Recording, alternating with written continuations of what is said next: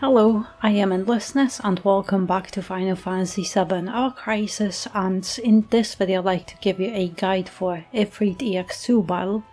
Ifrit is a well-known boss and he's weak to ice. He also buffs his attack but is immune to attack debuffs, and one very important thing, you can poison him, so definitely equip a biomateria. And the battle will start with a sigil phase, during which he will do a hellfire, and its damage will depend on how many sigils you have so far broken.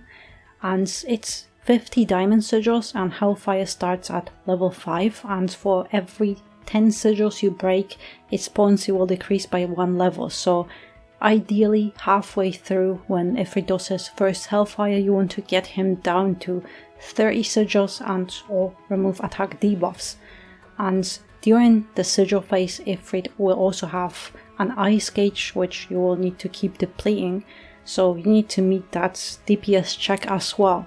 But other than this, weapons with fire resistance, defensive buffs, high defensive stats are also needed to survive. Because after the sigils, Ifrit will do a series of powerful physical attacks followed by a charged one, and if he's still alive he will go back to magic attacks and will slowly start charging another hellfire followed by sigils and so on. We have multiple options for ice DPS. It can be Cloud, Sephiroth, Tifa or Yuffie, but if you're using physical DPS then Aerith with Kamura and Baharot is obviously the best choice. But then you need a diamond sigil and something to nullify Ifrit's attack buffs, so Nanaki is the best choice because he can break diamond sigil with silver collar, and you could use Ivy Collar to debuff ice resistance, and Nanaki can nullify Ifrit's attack buffs with his limit break. Also, Ifrit will start the battle with 5 stacks of attack buffs, so ideally you need to nullify it before the hellfire hits. And the only way to get Nanaki's limit break ready in time is giving him a guild weapon with ADB boost and have some extra ADB from Baharot heals. I also found Aerith's ultimate weapon, Princess Guard, very helpful here because yes, free heal is nice, but this extra 3 ADB can be very helpful in a clutch situation like this one. Also, the sigil phase has 50 diamond sigil and it's impossible to break all of them with only Nanaki.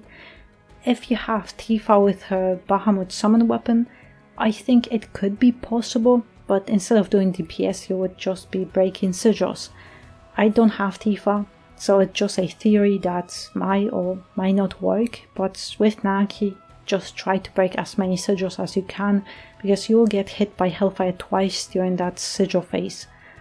Also, Krakens can actually kill Ifrit with their big PP damage in 34 seconds before Ifrit even does anything. But for the rest of us we need to survive Ifrit before we can defeat him, and I think that's the safest perfect team. As for my team, I don't have Kamura, so instead of having Nanaki with 2 colors I need to sacrifice 1 to give him magic defense buffs.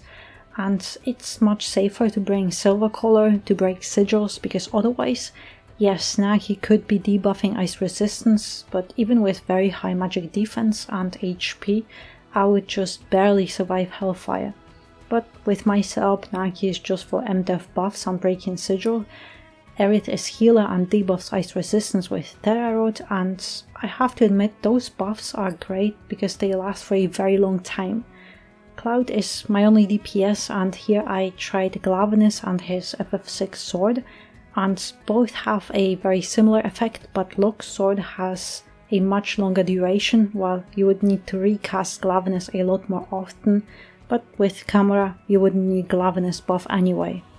Aerith has Bahamut outfit with Breath of the Earth, Baharot for heals, Terra for ice debuffs, ultimate weapon, and I gave her a bio and cure materia for single target heals that will be needed later in the battle, and in sub-equipment slots Aerith has guild weapon with magic defense for allies, another guild weapon with physical defense for allies and fire resistance, centipede for heals, and buff the extension. Naki has Canyon outfit with Stardust Ray, Sleek Collar for MDF buffs, and Silver Collar to break Diamond Sigil, and you could put it in main weapon slot if you'd like Naki to be a secondary healer, but Sleek Collar gives Naki MDF, so I chose this one for main weapon slot to benefit from its R abilities. Then his ultimate weapon and a biomateria, and these two are just defensive stat sticks. In sub-equipment slots, Naki has Syringe for HP, Guild Weapon with AB boost and fire resistance, and another Guild Weapon with magic defense for allies. And Naki also has the highest HP to get targeted by every single target attack. Cloud has Ice Arcanum outfit with Shiva, Stream Saber for DPS, and Log Sword to buff ice damage, Ultimate Buster, 3 stat sticks, and in sub-equipment slots Cloud has Bolt Eagle for P attack and ice potency, Northern Lights for fire resistance, and MDF and Gladness for HP. At the beginning of the battle, do Ivy Collar or Silver Collar once with Naki, no materia, nothing, just you need to keep building up that limit gauge, but wait for those sigils to appear, and then start doing your buffs and debuffs, but wait to get max stance. And from now on, start breaking sigils with Naki, doing DPS, but with Aerith, especially if you have Baharod, try to time your heals to heal just after those super heat waves or heat waves to get that extra AB. Damn, I tried bio but it didn't work. Alright, we are nearing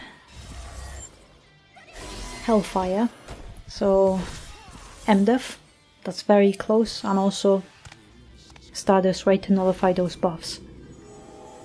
It's very close for me and a little bit more stressful because I need extra 4 AB with Naki for those MDF buffs to work. But otherwise it would not be stressful if you would have Kamura.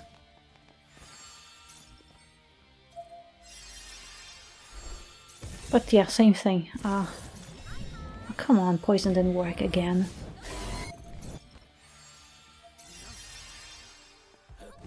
Really? So many attempts that didn't. Also, I'm not going to use my Diamond Dust yet.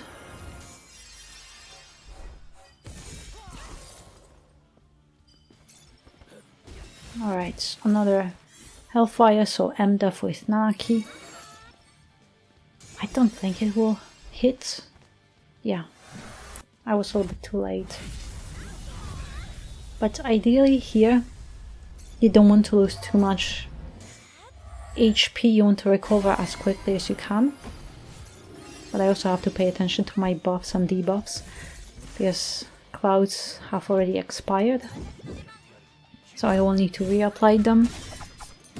But here, if he has P attack buff, and switch to defense on those if you can. I was a little bit too late, because I wanted to reapply my ice resistance buff.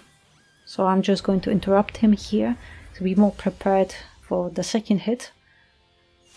Because those hits, they hurt surprisingly a lot. And you can't let your character die. Alright, heal back. And there's still one more attack coming. So be careful, and I actually, yeah, hit that.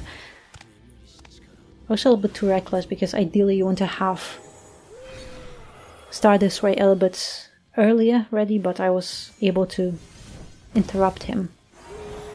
But yeah, that's the second attack and I still have to heal. So that's fine. Because the thing is, if you lose your character in those previous attacks, then Ifrit will target another character. And you can't afford to lose either your DPS or your healer here. But here, if this is another Hellfire, and Ifrit is back to those heat waves, so don't worry about that. Super heat wave, it's fine, just heal afterwards. But after the first heat wave, there's another attack coming. Flame Impact, switch to defense. Because as you can see, I was in defensive stance and I lost over half my HP, but I'll be fine because he's about to die. But yeah, it's a tough battle. It's similar to Shiva, where both bosses are very tough and you just want to finish them off as quickly as you can, so it's kind of like a speedrun battle. But it's tough. But yeah, I hope you found my guide helpful. It's all about timing, but yeah, hope it will help you, and thank you very much for watching, and I hope to see you next one.